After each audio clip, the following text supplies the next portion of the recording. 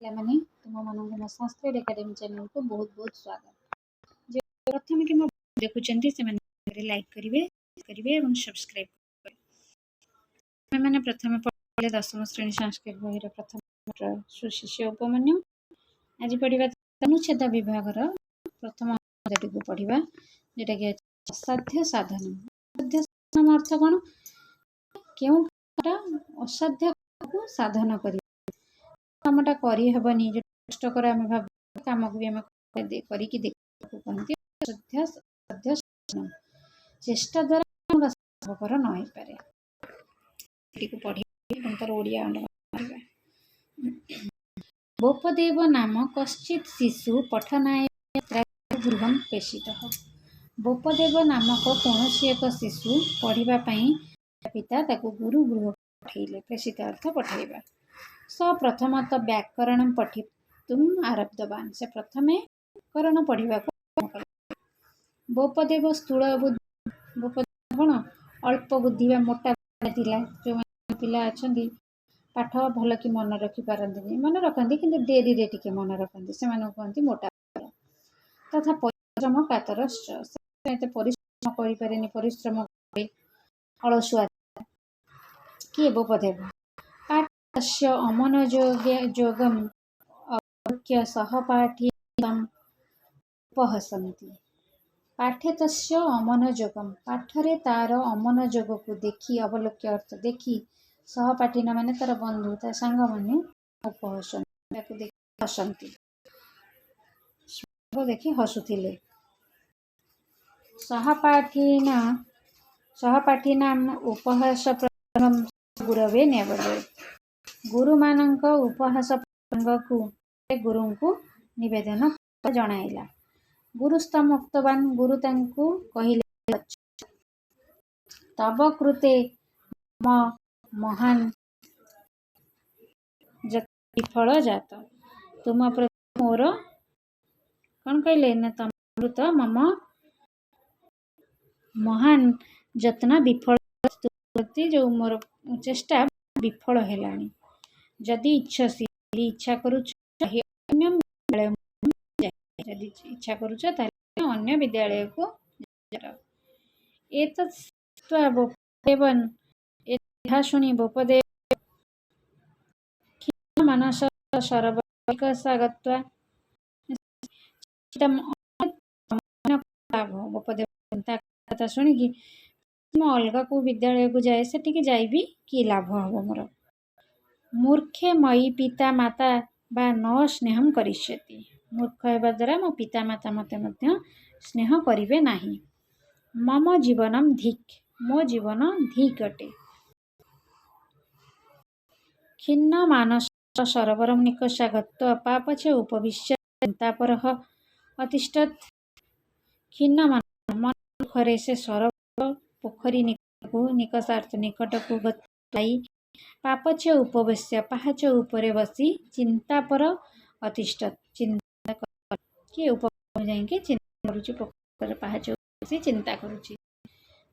କେଚନ ସ୍ତ୍ରୀ ଜନା, ସେତେବେଳେ ସ୍ତ୍ରୀ ଲୋକମାନେ ନେତୁମ୍ ଆଗତା, ସେଟାକୁ ପାଣି ଆସିଥିଲେ ପୋଖରୀକୁ। તે જળપૂર્ણ ઘટન પાપચ્છ ଗର୍ତ୍ତସୁ ସ୍ଥାପୟନ୍, ସେମାନେ ଜଳପୂର୍ଣ୍ଣ ଘଟକୁ ମାଠିଆ ପାପଚ୍ଛ ଗର୍ତ୍ତେଷୁ, ପାହାଚ ଉପରେ ହୋଇଥିବା ଗାତରେ ରଖିଲେ। ଅଥ ଏହାପରେ ଭୋପଦେବ ଏକ ସ୍ତ୍ରୀ ଜନଂ ପୃଚ୍ଛତ୍ ମାତ। ଭୋପଦେବ ସେତେବେଳେ ଗୋଟେ ସ୍ତ୍ରୀ ଜଣଙ୍କୁ ପଚାରୁଛନ୍ତି, ମା ସ୍ଥାପନାର୍ଥମ୍ ଏତାନି ଗର୍ତ୍ତାନି ନିର୍ମିତାନି କିମ୍, କ'ଣ ମାଠିଆକୁ ରଖିବା ଏଠାରେ ଏ ଗାତ ନିର୍ମିତ ହୋଇଛି କି? ନ ହି ବଚ୍ଛଃ, ନା ନା, ଘଟଭାରଦେବଃ କ୍ରମଶଃ ଗର୍ତ୍ତାନି ଜାତାନି ସ୍ତ୍ରୀ ଜନ ଉକ୍ତମ୍। ସ୍ତ୍ରୀ ଲୋକଟି କ'ଣ କହିଲେ ଯେ ଘଟଭାରଦେବ କ୍ରମଶଃ, ମାଠିଆର ଭାର ପାଇ କ୍ରମଶଃ, ସେଠାରେ ମାଠିଆ ଭାର ପାଇ ପାହାଚ ଉପରେ ଗାତ ସୃଷ୍ଟି ଯାଇଛି। ଶ୍ରୁତ୍ୱା, ଏହା ଶୁଣି ଭୋପଦେବ ବିସ୍ମିତ, ଭୋପଦେବ ଆଶ୍ଚର୍ଯ୍ୟ ହୋଇଗଲା, ଅଚିନ୍ତୟତ୍, ଚିନ୍ତା କଲା। ସୁକଠିନ एते कठिन पाषाण पत्रिक जदि मृत्तिकापात्रेण क्षुण्ण जदि मृत्तिका पात्र द्वारा क्षुण्ण होइकि तहि स्थूल बुद्धिरहं कथम क्रमशः व्याकरण तम न कुर्यात् कौन कहला जदि पत्थर गुड़िक पात्रर भार क्षुण्ण होगा ताले मोर कौन मोटा बुद्धि किपरि क्रमशः व्याकरण को आदि ना तदारभ्य स व्याकरण पठित्वा से व्याकरण पढ़िबा आरंभ कले। प्रवीण पंडित रूपेण प्रतिष्ठा न अलभत से प्रवीण पंडित भाव प्रतिष्ठा लाभ कले।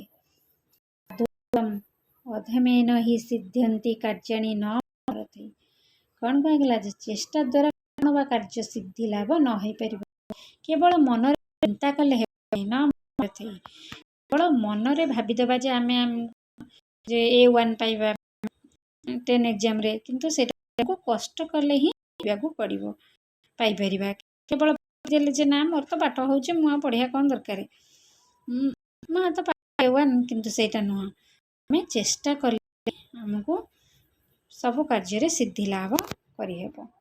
आ जने पिला अछंती से कहंती जे पाठ तो मो द्वारा आ मु काई पढ़िबी जे पिला म चेष्टा करिवो कष्ट करिवो निश्चय से कार्य से सिद्धि एटा असाध्य साधन पढ़ी तार ओडिया अनुवाद कले।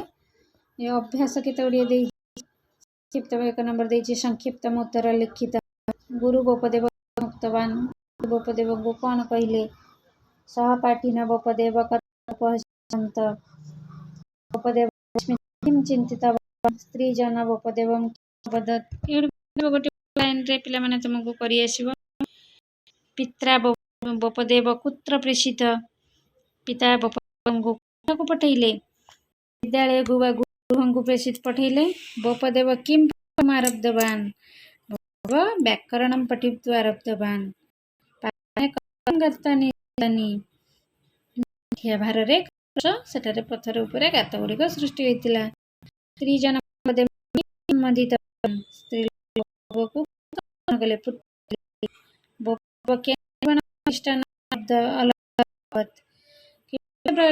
हेले ना प्रवीण पंडित लाभ आज पाइतिला एतिकी। नेक्स्ट पार्ट रे हम आ गोटे अनुच्छेद देखिबा।